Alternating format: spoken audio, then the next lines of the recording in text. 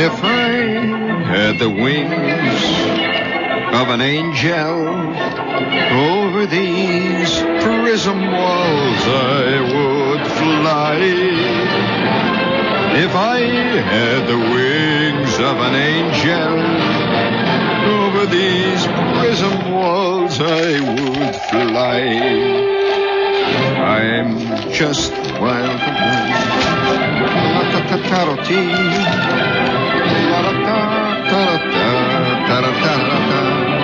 Oh, the eyes and the ears of the world are upon you. What a gallimaufry. Let's see, what does this say here? Here's a little note from England here. It says members of a church mothers union protested to a local bookstore that putting two dolls in bed together was immoral. It seems that... that's another story. Okay. If I had the wings of an angel, over these prism walls I would fly. Cheap radios. If I had the wings of an angel... Do I sound different tonight? Any of you out there notice? I'm using... they've allowed me to use a microphone tonight.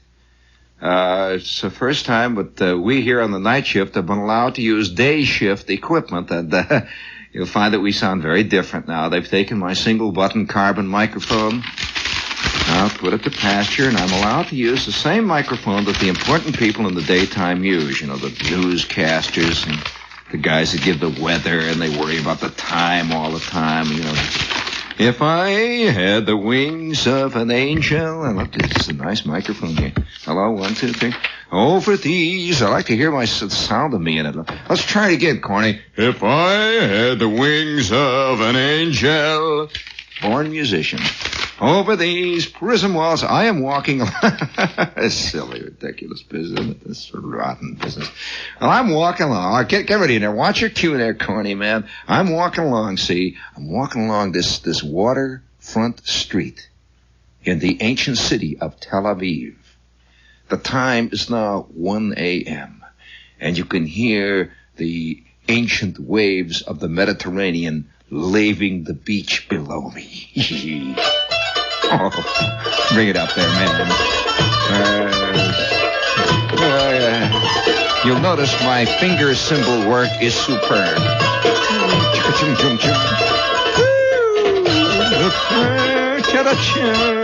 Very good, that's enough. Yes, indeed. I'll tell you, coming back, believe me, I'm sorry, coming back to the subway, coming back to Nidix after Tel Aviv is a rather sharp delineation of values. And so I'm walking along. You want to hear? Any of you want to hear any more about the Rover boys in the Middle East tonight again? Huh? You want to hear some more about that? All right, I'll tell you what. Those little moments. I am walking along. Here, we can sneak it in there again. See, there's a waterfront street that lays just on the edge of the sea in Tel Aviv. And there's a high seawall. Oh, it's maybe chest high. Comes about up here, and it's concrete and heavy stones. And then as you look over the seawall, it drops sharply down, maybe 30, 40 feet. And there's a short strip of sand, and then the dark, rolling waters of the ancient Mediterranean. The sea of the Romans. The sea of all the ancient tribes who moved over it. In fact, in the days of Rome's glory, this sea was called the center of the world. Chum, chum, chum. Bring it up there.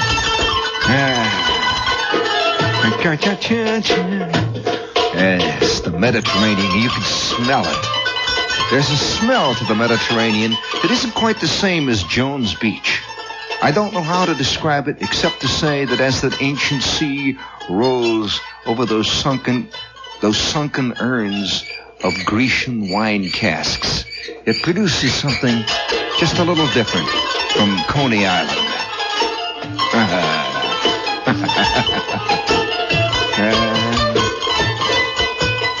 Let's see.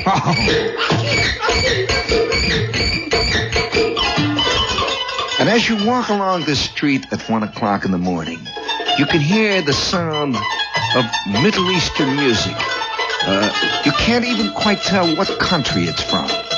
Whether it's Jordanian, whether it's Syrian, whether it's Lebanese, whether it's Israeli.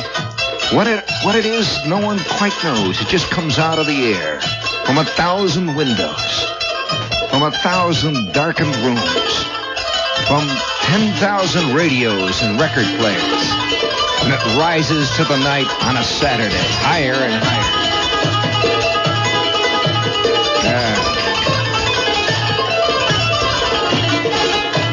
And all the while, that ancient, old, friendly Mediterranean rolls on under that fantastic moon.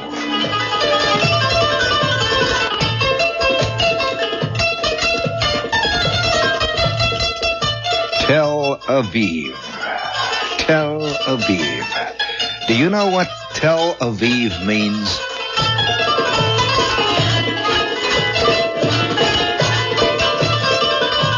It means the city of spring.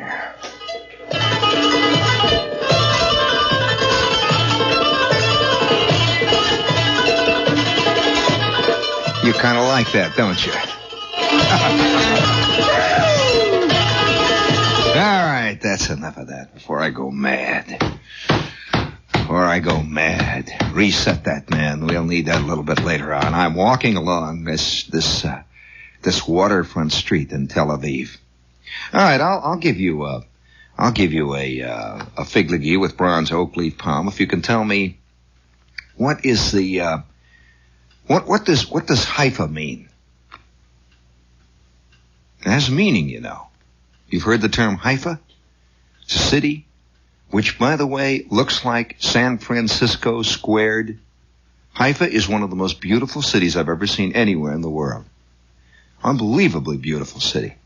This great bay laying down there, that long curving arc of a shoreline, the hills climbing up, and those shady streets, there's a peculiar kind of French quality to it. Haifa. What does it mean, huh? Yeah, you learn things. And I'm walking along this street in Tel Aviv. Now, I'll just give you one little moment where you get that kind of strange feeling that everything is a little bit out of focus. I'm walking along the street. It's 1 o'clock in the morning. It's Saturday in Tel Aviv. No, it's Friday night, really. It was Friday night in Tel Aviv. That's right. No, wait a minute. Let me think now. Thursday night. That's right. It was Thursday night in Tel Aviv. And boy, the place is roaring. I'll tell you, the life gets...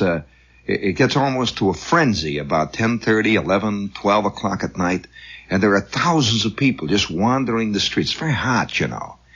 And people rise late in the morning in these cities, in these tropical, arid cities, and they stay up late, as you know. It's everything is moved down just a little bit in time.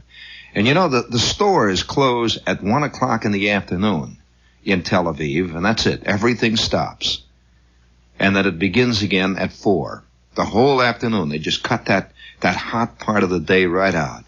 And the traffic stops.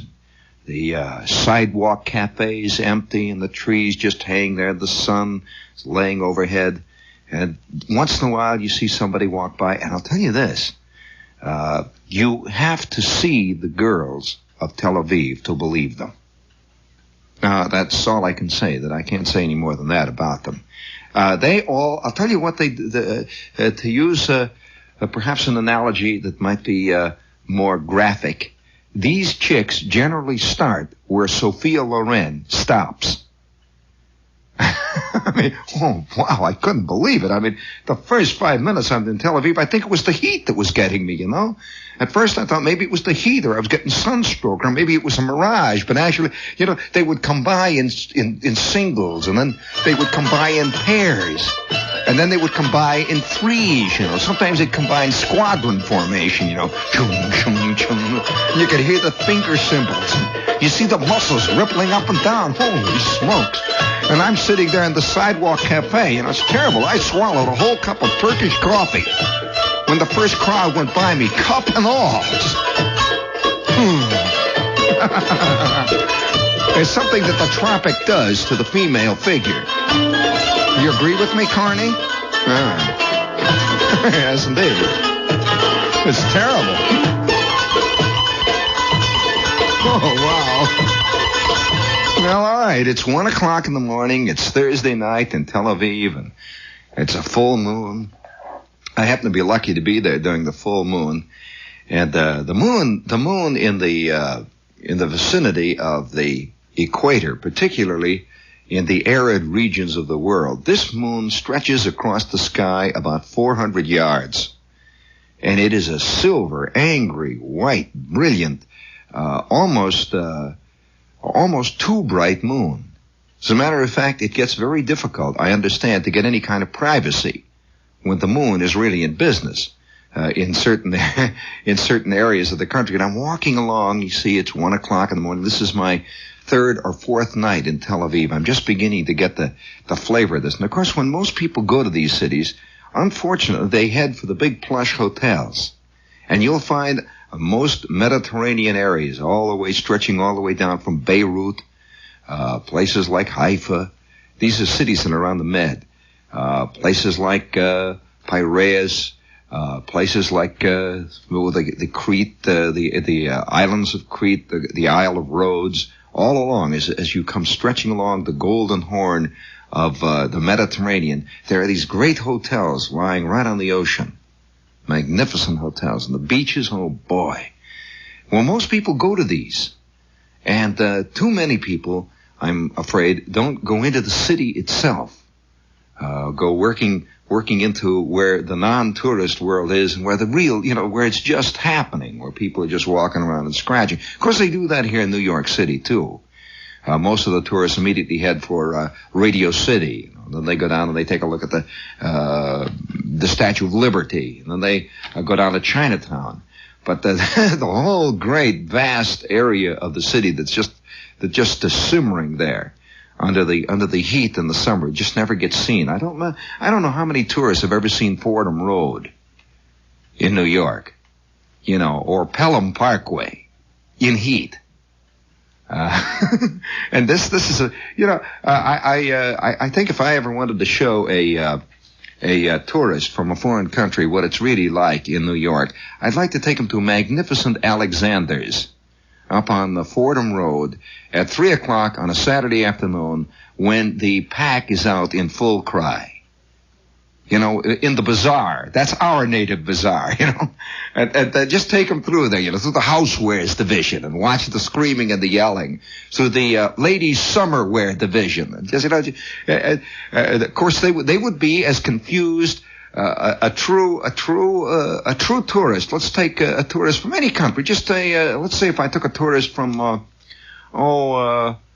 let's say Nigeria. Over and I took him into magnificent Alexander's up on Fordham Road on a Saturday afternoon, and all the ladies have come piling in from Pelham Parkway down there, their shopping bags going and their girdles creaking and their daughters dragging behind them, and all the kids named Maury is dragging behind them and yelling and hollering. Take him into the housewares division and just try to explain. Of course, he would not have to be explained. He would understand this is the bazaar. And we all have our own bazaar. Now, you can spell it with an A or an I. Depends on how you approach it. But it's the same thing, and a half a yard wide. And I am now off the road, see, and I'm walking along this main seaside road that goes on up to Jaffa. Jaffa is the Arab quarter of Tel Aviv, and I'm about halfway between Jaffa and Tel Aviv itself. And you could smell, there's a when you get into the Arab quarter, there's another set of smells begin to settle in. To begin with, I went into this. Do you want to hear more about this later on? When I brought up that smell, I was reminded. This is WOR AM and FM New York. Will you hit the whoopee button?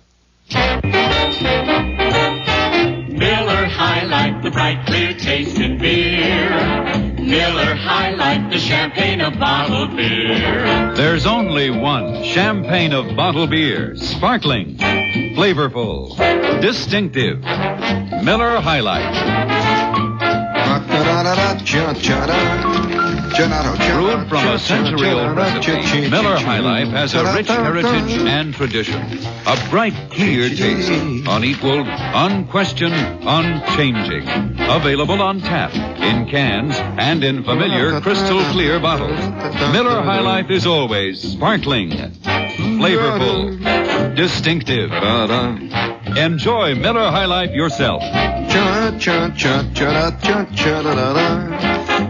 Miller High Life, the champagne of bottled beer.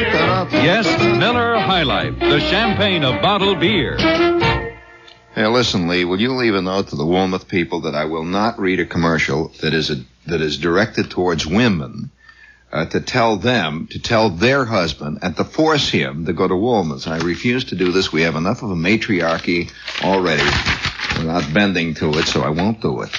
We have a note here about sports jackets, and they say that Wilmouth, you do not have to spend a fortune.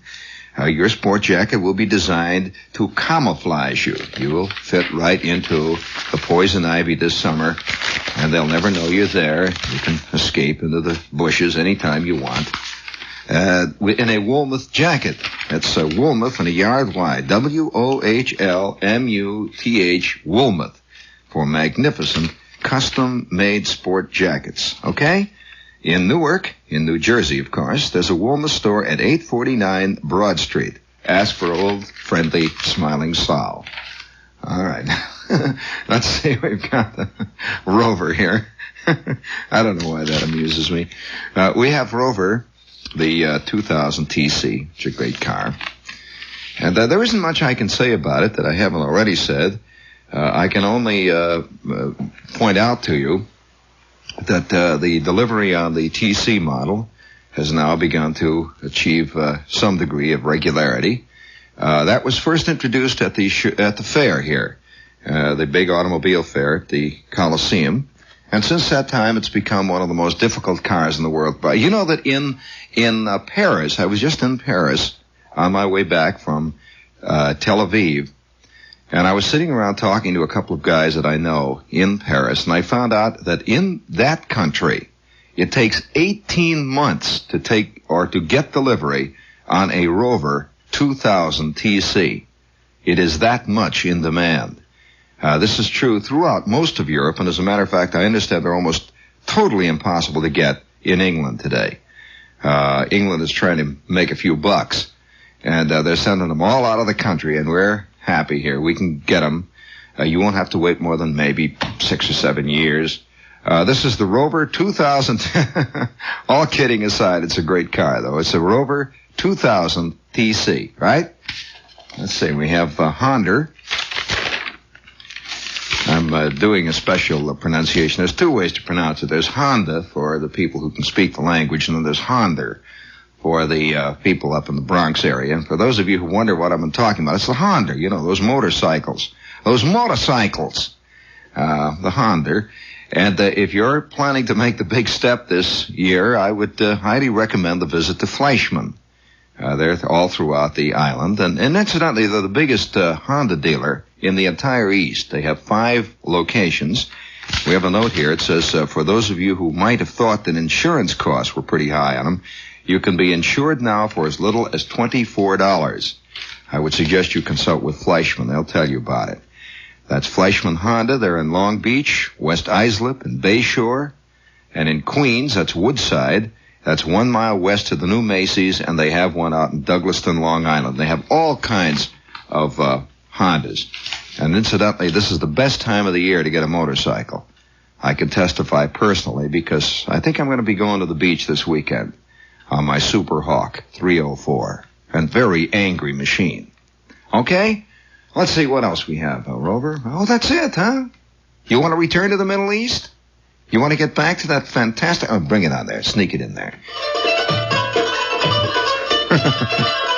You know, I have felt for a long time that the music of any given area of the globe tells more about that area of the globe than almost any other form of communication.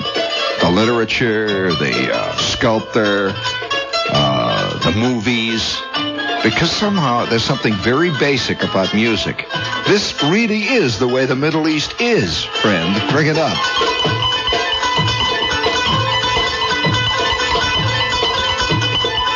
I'm not kidding. It really is. Oh, wow. Well, I am walking along this street. This one little moment, though, that I even made a note of it. I wrote it on the back of a book that I was carrying that night. I'm walking along this street. It's 1 o'clock in the morning. It's hot. I can smell the Mediterranean. I can see the moon hanging over. And I'm coming down towards the Arab Quarter. And along this area of this street, which is only, it's really just populated on one side, because one side is the ocean, the other side is the city. It just abruptly stops right there. Are all these places. Now, I can't describe them any better than that, because there's not really much of a parallel here in America, but there's sort of places where you drink beer, you look at chicks, you play slot machines, you sit around and plot. You sell dirty pictures. You buy dirty pictures. It's just all there. It's all a great conglomerate thing. It just goes on and on, block after block. And I see this crowd, sort of a lumpy crowd, eddying out on the sidewalk. A couple of guys with long Arabic robes and these long white tarbushes, and 4 or 5 Israeli soldiers in short. Incidentally, that's something I didn't mention either. You cannot believe these Israeli girl soldiers. You never saw anything. You have a feeling that all of Lolita is in the army. Oh, wow. I mean, either that or it's all of Brigitte Bardot is in the army. I saw such things. And there's 2 guys wearing these shorts of the Israeli army, and there's a couple of naval officers and a great indeterminate conglomerate crowd. You could smell the Arabic Quarter. And by the way, one of the smells about, no, it's funny. It's a vague smell that I remember from one summer, about 3 or 4 months. I got a job when I was about 10 or 12, working on a farm in Indiana. I worked on a farm, and it's a kind of not really a barnyard smell, but it's a smell of a sheepfold. Have you ever been around sheep much? You ever been around goats much? Have you ever been around places where they roast coffee? Have you ever been around places where strange tobaccos are smoked?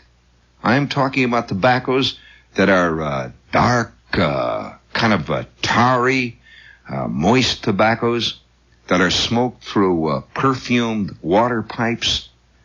Well, you mix. No, it's a strangely attractive, sharp, bitter, biting, exciting aroma. And this is the only way I can describe the Arabic Quarters. Now, Americans are very funny people. Americans believe that Lifebuoy smells good. That's a special kind of people.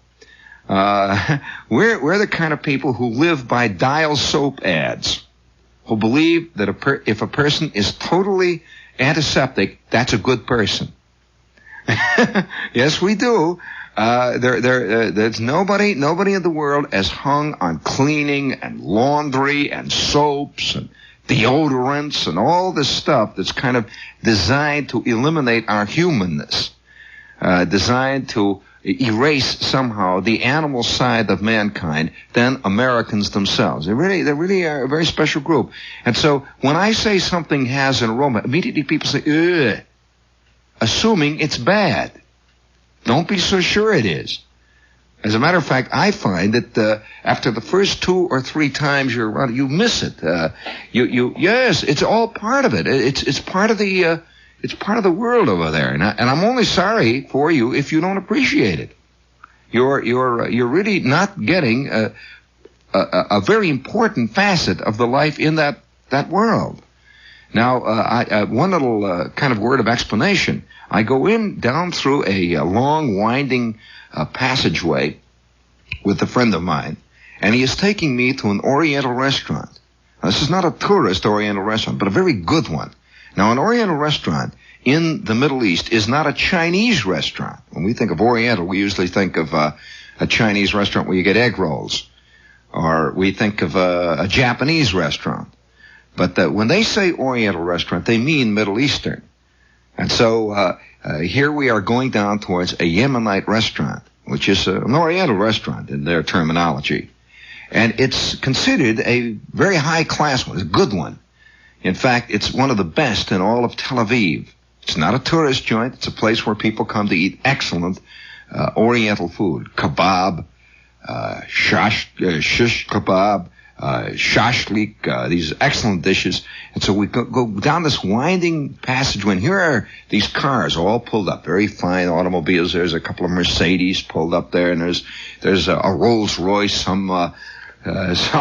Somebody has come in from the desert where he's got an oil well. Here's you've got the Rolls Royce. You've got 2 or 3 long, low Ferraris pulled up in front of this place. It's a long, winding passageway, and there's several women sort of hunched over and sitting on a doorstep there. And it's a little narrow street. Not more than one car can get through it at one time. High buildings that have been there since maybe 1740, maybe in that area. This is an ancient city. And we get in front of the restaurant, and it's got a neon sign out on it, big blue neon sign. I forget what the name was, something like El Harid, something of that nature. This got a great name, and it's written in this Oriental script, and you can see the people all sitting in there, and they're dressed, and remember, they're dressed. This is a very official restaurant. They're all dressed, and there's all nationalities. There's nothing more exciting than to be in an area where there are all kinds of nationalities, all types of language spoken. There's a certain dynamism, you know what I mean? Kind of it's exciting. I suppose it's the endless excitement of endless variety. And so you see the restaurant, and it's low. It's a long, low restaurant that bends around this little sharp corner of this narrow, winding street. The Mercedes out in front, the Ferrari. And inside I can see these people, and the candles are lit. And what do you think is standing right in the middle of the street? Right there, this little narrow street. A great big fat sheep. That's just standing there. And it's got a little tether, and it's tied up to a fire hydrant. And that's it. He just lived there. It wasn't that somebody parked his sheep out in front, went in and is picking up some shish kebab. This is where he lived.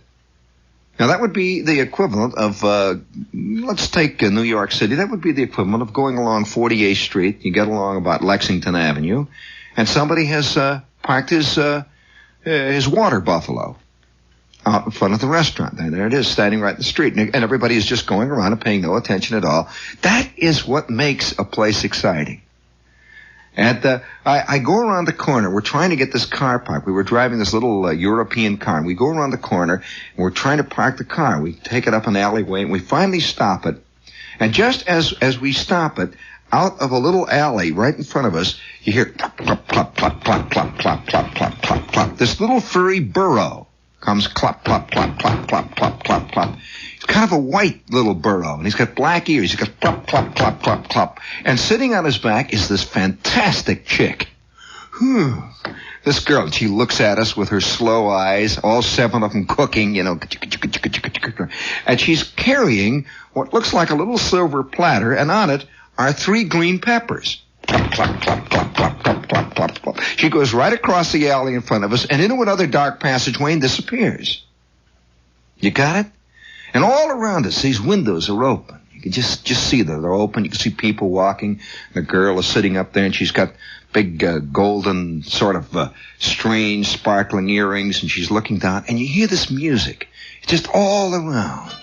It's just drifting down from everywhere. It seems to come out of the gutter pipes. It's coming out of the sewers. It's drifting in and out of the alleys. It's just all around. You could just smell. You could smell the sheep. You could smell the tobacco burning. You could smell the pavements upon which people have walked for maybe 500 years and done a lot of other things, too, by the way, for 500 years or more. And you could smell the edge of the old Mediterranean. And it's just a night out in the restaurant.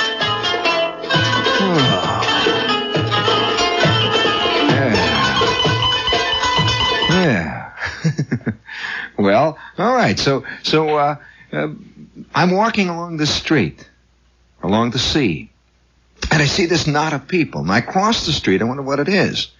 And it's an open-air ice cream joint. And there it is. They're all serving the ice cream. They've got the scoops, and they're putting the ice cream in. And there's a couple of big fat ladies wearing what look like bandanas around their head, and they're putting the scoops in. And one woman is standing about 5 feet away, and she's got a great big tub. Obviously, she has been here for probably 250 years. She has this gnarled skin and the look of a lady who's been doing this same thing for all of her life. In fact, she looked parboiled.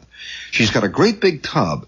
And under the tub is a charcoal boiler. You can see the charcoal burning really hot.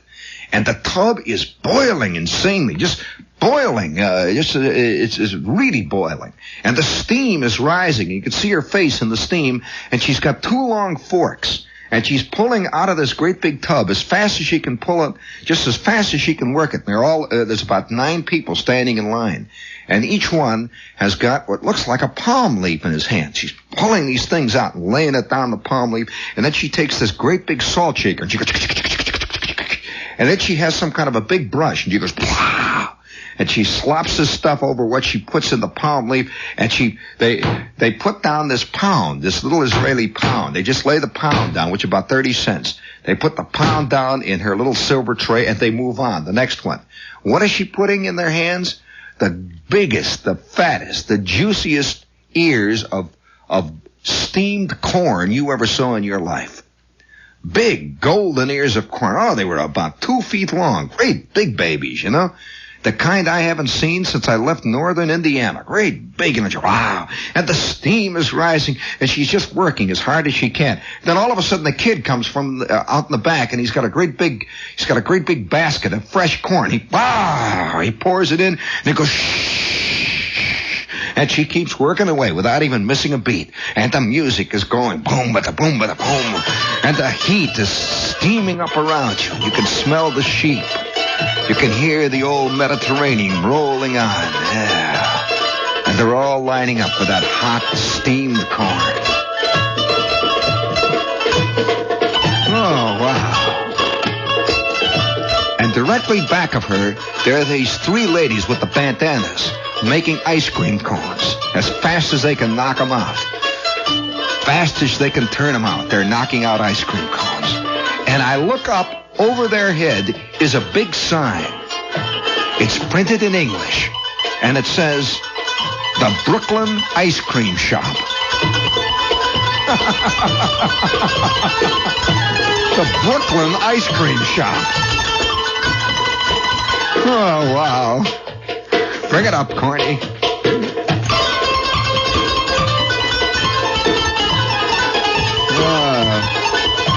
All right. Now, I'm not inventing this. I wonder if any of you have ever been in the Brooklyn Ice Cream Shop in Tel Aviv. Well, I have. And not only have I been in the Brooklyn Ice Cream Shop in Tel Aviv, I got in the end of the line and bought myself an ear of corn. Boy, and I'm telling you, it was a real ear of corn. And I'm walking down the street chewing the corn, you know, and cooling it, looking at the scene, moving soft and easy. Up and down, looking into the shops, and they're heading towards Jaffa. Do you want to hear more about Israel tonight? This whole Middle Eastern world. Do you want to hear more about it? Well, I'll tell you, there's so much about a country. I have never, to be honest with you, I've never been bored. Maybe this is a personal deficiency on my part, but I have never been bored in any place I've ever visited. I have never found any place I've visited dull. I found some places more exciting than others, but I can honestly say I've never been bored anywhere I've been. But I will tell you this. If you, as a person who wants to travel and don't know much about traveling, the one thing I think keeps most people from really enjoying travel, in fact, enjoying life itself, is groundless fear. I wonder where we develop these fears early in our lives. The fear of strange smell, for example, Corny, How many people have these fears? The fear of strange food. Yeah, that's right. The fear of strange names. Just the name, for example, Tel Aviv, sounds foreign. It sounds vaguely dangerous. I suppose most people would feel better if it was called Circleville, or Littleton, or some, name that you can handle like that. But yet, I do feel that fear, groundless fear, keeps most people from actually genuinely enjoying their lives. I'm talking about fear of all kinds. Sexual, aesthetic. We could go further and further and further until finally, you don't know where it ends. But nevertheless, I have seen so many people sit in hotel lobbies. And actually, I actually heard somebody say in Tel Aviv, one of the most exciting cities in the world, I actually heard somebody say in a hotel lobby, "Oh, gee, what's there to do here?" What they meant was that there wasn't a social director to take them by the hand and take them out and show them you can play volleyball or some ridiculous thing like that. But seriously, though, that kind of fear, the fear, and I've traveled pretty much all over the world, and I have never found walking in the dark in Bangkok. I have never found that going for a long hike at 2 o'clock in the morning in Singapore has ever been dangerous. It's that thing in the mind, And I'm walking along that night, and I'm wondering about this. What it is that keeps us from tasting these things. And that evening, I had gone into a restaurant, which I'm sure that most people, I shouldn't say most people, too many people, would have bypassed because it had a foreign look about it. And it wasn't on the guide list. I found most of these places that are on the list, the guide list, really are just like home, only not quite as good. And so many of the guide lists are built on that premise that most people secretly are afraid of the foreignness of the place they're visiting. And so they make up lists for places that make them feel good, that make them feel at home, that make them feel the familiar quality, the big Coca-Cola sign hanging over there, the big sign that says cheeseburgers served here, that kind of thing. And yet the missing out. In fact, I was sitting in the hotel lobby, the hotel in Tel Aviv, and I got talking to a woman who was from across the river in Jersey. And I mentioned to her that I had been in this restaurant the night before. She was asking me about what had I seen in the city and so on, and I told her about this restaurant. And there was kind of a pause, and she said, "Well, weren't you afraid?" I said, "Afraid of what?" "Oh, gee, just afraid. Just afraid." Well, this is not necessarily. Don't think for a minute this is an American attitude. This is an attitude that all people share. In fact, it's a fact. It's a genuine fact that when an Englishman travels, he looks for other Englishmen. He does. When a Frenchman when a Frenchman comes to New York, the first thing he does is look up a French restaurant. They do. They crowd into the French restaurants. When the Germans travel, they look for a German restaurant. They come to New York here, and they all crowd up to Yorkville, go to the German restaurants immediately. And so don't think it's an American quality. The rest of the world likes to pretend that it's an American quality, but it isn't really. It's a universal quality, and yet it's a quality that somehow, if maybe it's part of our education somehow, it should be sort of stomped out. But I'm walking along this street, and I walk into a sidewalk cafe. They have sidewalk cafes all over. I'm glad to report that that's beginning to start here in America. I'm really delighted that I'm beginning to see for the first time the actual uninhibited use of the sidewalk cafe. This, I think, is one of the most civilized ways to eat and to enjoy a drink, a beer, a cup of coffee. Just sit there in the sun. Don't you agree with me, Carney? It really is. It's delightful no matter where you go. And we're beginning to do it here in America without self-consciousness for the first time, and I'm glad of it. But all over Tel Aviv, anywhere you go in the Middle East, the sidewalk cafes spill out all over. They have every place. They're just wide open. And so I sit down there and I get myself a cup of Turkish coffee, which I happen to enjoy immensely. And I'm sitting there drinking my coffee. And about a minute and a half go by, and suddenly a couple of people sit down next to me in the cafe. And it turns out that these are a couple of visiting Bedouins. Actually, they've come in, and they're in Tel Aviv for a couple of days, and they're sitting down next to me there. And we got talking. Everybody speaks excellent English. And we got talking about Tel Aviv. And the first thing that I heard come out of the mouth of one of these visiting Bedouins was a great thing to hear. Because all of a sudden I felt immensely at home. He says, Tel Aviv is an exciting city, of course, but I wouldn't want to live here.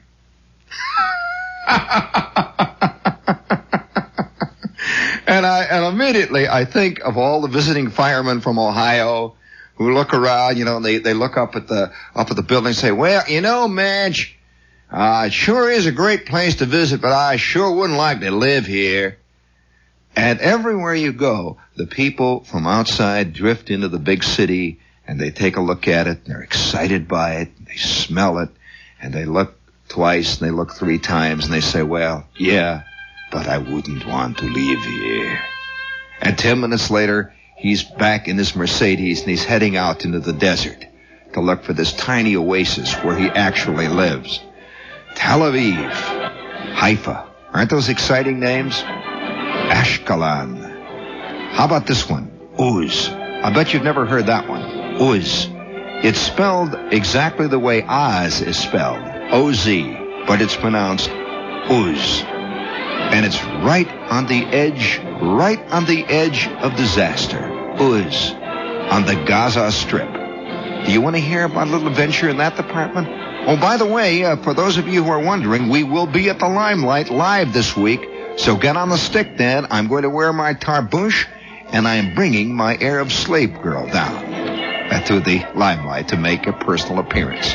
She arrived today, and I'm delighted to report that she arrived undamaged, duty-free. And she's magnificent. Alabaster skin, sparkling eyes. Oh, my George. It's the perfect souvenir.